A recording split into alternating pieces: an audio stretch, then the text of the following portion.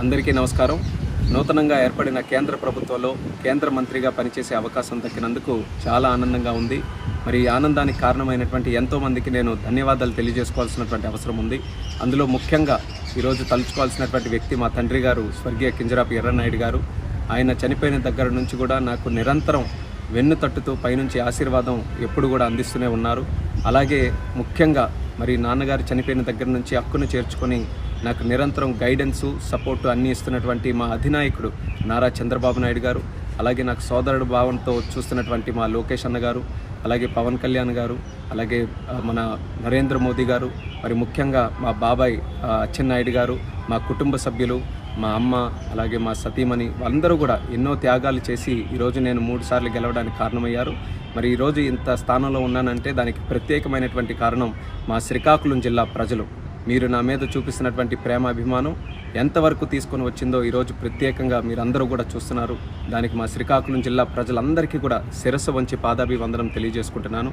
అలాగే తెలుగు ప్రజలు, తెలుగుదేశం పార్టీ కార్యకర్తలు, జనసేన, భారతీయ జనతా పార్టీ కార్యకర్తలు అందరూ కూడా కలిసికట్టుగా మొన్న ఎన్నికల్లో పోటీ చేసి ఒక హిస్టారిక్ విక్టరీని, ల్యాండ్ స్లైడ్ విక్టరీని ఎన్డీఏ ప్రభుత్వానికి రాష్ట్రంలో, కేంద్రంలో ఇవ్వడం జరిగింది.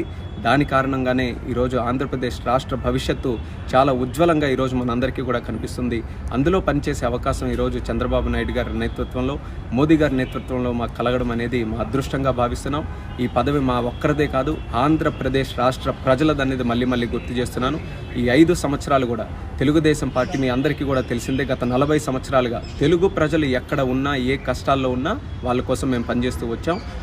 ఈ 5 సంవత్సరాలు కూడా మీకు ఇచ్చినటువంటి హామీలు, మేనిఫెస్టోలు, అలాగే మీకు ఇచ్చిన ఇన్సూరెన్సెస్ అన్నీ కూడా ఫుల్ఫిల్ చేయడానికి రాష్ట్ర ప్రభుత్వం తరపున, కేంద్ర ప్రభుత్వం తరపున మా యొక్క సహాయ సహకారాలు అన్నీ కూడా శక్తి వంచన లేకుండా పనిచేసి మీ అందరికీ కూడా న్యాయం చేయడానికి, మన రాష్ట్రాన్ని అభివృద్ధి చేయడానికి మేము అందరం కూడా కష్టపడతామని తెలియజేసుకుంటున్నాం. మరి ముఖ్యంగా ఆంధ్రప్రదేశ్ రాష్ట్రాన్ని మళ్ళీ అభివృద్ధి పటంలో నడిపి దేశంలోనే నెంబర్ 1 రాష్ట్రంగా మనం తయారు చేయాలి. అదే మా అందరి తాలూకు లక్ష్యం. దానికి For more videos like this, subscribe Big TV channel.